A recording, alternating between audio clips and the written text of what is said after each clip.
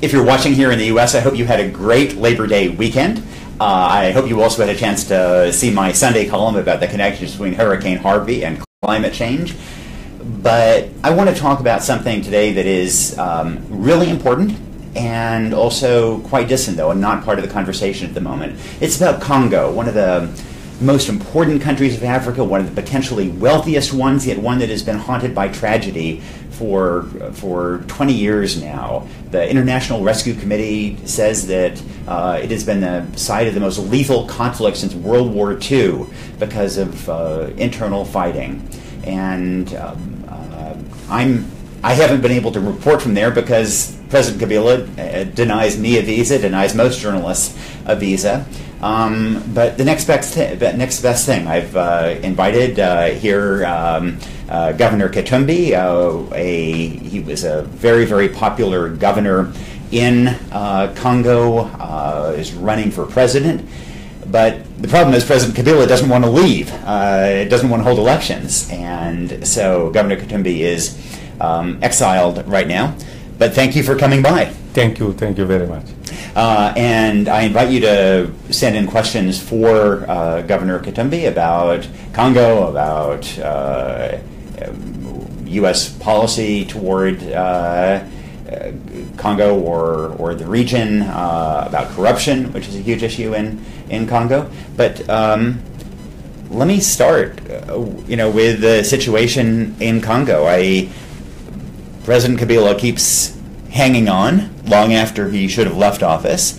These elections just don't materialize, and I guess I'm afraid that we're going to see more violence in a country that has already seen way too much, and that there are going to be protests on the street by your supporters, and that they are going to be mown down with gunfire. Yes, what's happening is in Congo there is a big total crisis with President Kabila because today everything is organized by President Kabila not to have election. That's why we decided, the people of Congo, the churches, everyone, we decide Kabila must leave the office and leave somebody to organize the transition, because you can't agree, he's not keeping a word, because I've seen an apple in your office is red. For President Kabila, this apple is green. So it's thinking not for the better Congo, it's thinking, I think, for a bad Congo where he can remain and root the country. And I mean, isn't there indeed a danger of a lot of violence? Before, when there were protesters against Kabila, he massacred them. And are we headed for more of that? Massacre for him is really nothing. What happened in the Kasai is organized by the government, by President Kabila, which is in Puerto today is him. Is creating instability also with the neighbors, with the 9 countries which is the neighbors of Congo. That's why we don't need a president like him. He must go, he should respect the constitution, and I know he's going to come to the UN and make a speech. He's going to come and lie. From the beginning, he says he's going to respect the constitution, which he never respect. He said you should give him 1 year. We gave one year to President Kabila. This time is the end. No negotiation. Kabila must go, and Kabila can stay in the country to continue to see what you are going to bring for this better Congo we need for tomorrow. President Kabila, if you are watching, and if when you do come by in September, then I do invite you to come here. I'll give you equal time. I just do want my visa to visit DRC. Okay, President Kabila. And your own situation is now, if you were to return, you would be presumably at risk of being imprisoned or shot. You see, President Kabila is scared about me, because all the reports, which all the fake charges is trying on me, all those charges are bogus, because even the bishops, the Senko, even the U.S. ambassador in the Congo say all those charges were fake. So for President Kabila is to see me dead or in prison, and he can't do this because I'm going back. I need to save my country. There's been a lot of concern here in this country that our State Department, well, President Trump wants to cut the budget for the State Department.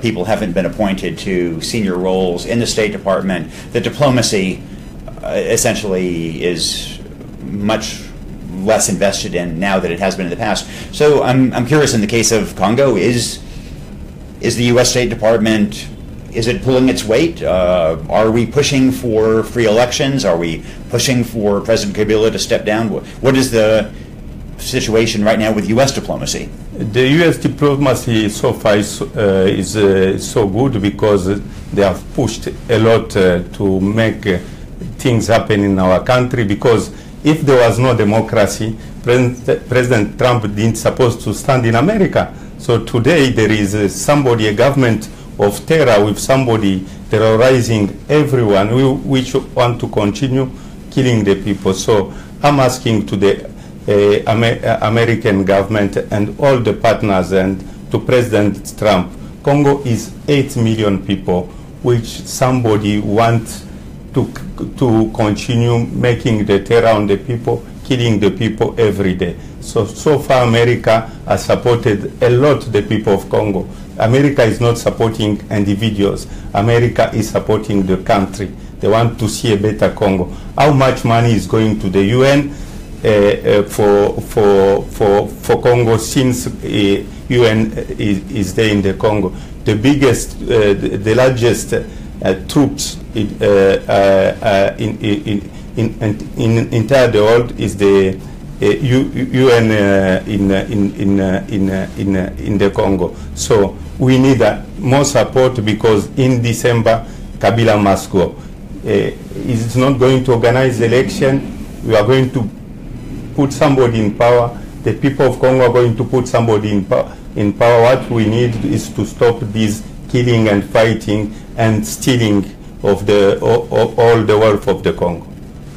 You know, Governor Katumbi, I'm sure some people are watching, some Americans, maybe some Europeans, and they're thinking, well, it's too bad if Congo does not have democracy, if there are massacres in Congo, but we have problems at home. We have to worry about Hurricane Harvey, we have to worry about this, worry about that, and it's too bad, but this is not our responsibility, not our problem. So what is the answer to those people about why we should care about what happens in Congo? Why does Congo matter for the world? Congo matter for the world because it's one of the biggest country, and if there is stability, if there is election in Congo, a lot of investors are going to come, and the illegal immigrants are not going to continue coming in America or in Europe. I think what is important, a stable Congo is the best things for Africa, for a better future of Africa. With no stability in Congo, there is no future for Africa. Yeah, and I would just add to that I think one of the things we've learned is that chaos and violence are contagious, and we saw that in Rwanda and Burundi, for example, in the 1990s, that chaos and violence there indeed then infected Congo as well. And also diseases. We saw with West Africa that health threats in one country now become global health threats. So it does seem to me that we have values at stake in Congo, but we also have interests. Zoe is operating the camera. Zoe, some questions for Governor Katumbi. Yes, Shelley Van B. writes, I worry for those who live in the eastern Congo. There's so much violence and poverty affecting those who are trying to survive there. How does a president address the huge diversity of this country? You see, if those things continue today, is because of one man. I was a governor of Katanga. All these things we can finish in 3 months' time, to finish to bring peace. The first things I'm going to do, if I've been elected as president, is to bring first the peace in the country. And what is important, we need to have peace. People have suffered a lot. Since President Kabila there is over 3 million people which have been killed in the east of the Congo. And we can't continue with somebody is like a 747 with no pilot. Is going to kill everyone. So today in the Congo there is no pilot. the hope is for Kabila to go, for at least to bring peace in the Congo. And how confident are you that you will be the pilot of that 747 a year from now, or 18 months from now? Yes, I'm going to stand, and you know, in democracy there is a lot of surprise. If I win the election, I think I'm going to be a good captain, like I was in the Katanga province, which I bring a province which was dying from nowhere, and it became the best province. And I brought a lot of investors. Over $30 billion was invested. So I'm going to try and call all the investors to bring back on the international community, not to run the country like President Kabila is running, like his only boutique with his family. Because if you can see all the reports you are reading in the newspaper, it's sad and it's a shame for a Congo which I like to make a better Congo, for everyone to come and see the change. And that's why I want President Kabila to stay and to see when I'm going to be the captain on that country, to see the change. One of the huge issues for Congo, and indeed for many other countries in the region, across Africa and much of the world, is corruption.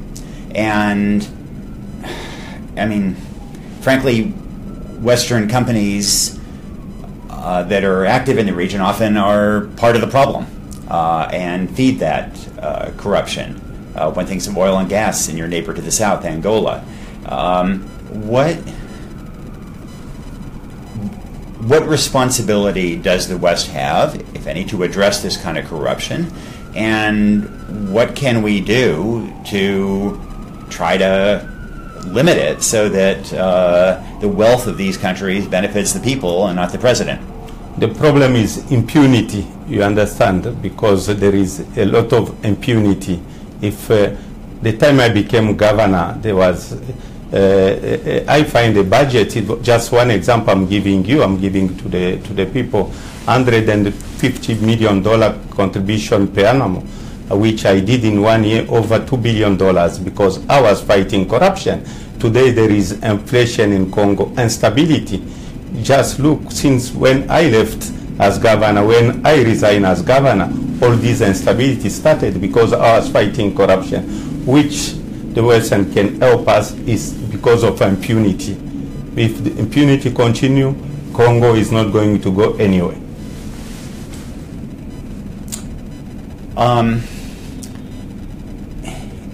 And I mean, much of Africa is indeed thriving economically, politically. Kenya, just the Supreme Court just overturned the election, which was kind of really a remarkable assertion of the power of institutions over the power of individuals. And yet, this region of Congo, Burundi, Rwanda, Uganda, Angola is kind of maybe the messiest region on the continent. Why is that?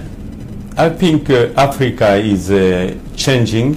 Africa is changing. What happened in Kenya, the Constitution Court, nobody believed that the people can do it. That's why I need also, when I'm going to be elected as president, to bring that change, not change just on the speech, change in the countries, and to bring a better life. Because you see, for Congolese to be respected, to bring peace with the neighbors for everyone, we need to have a strong leadership. Today in Congo there is no leadership. It's like people are gambling today. President Kabila is gambling in the country, so the country doesn't have any way he's taking the country. So I think what is important first for me is my country. Before I look about my neighbors, I want to do the best things for Congo, at least to bring peace with the neighbors, and to trade with the neighbors, to trade with everyone, with international community, in transparency. Well, I want to thank you very much for coming by and for joining the conversation. And I also do want to say to President Kabila that one reason I wanted to have this conversation is that, these days, so much of the American conversation is just focused on politics and President Trump that I think it's easy for us to ignore things happening a long way away. And I think this is going to be a really dangerous time in Congo in the coming months. And I want you to be aware, President Kabila, that indeed the world is watching. Thanks very much.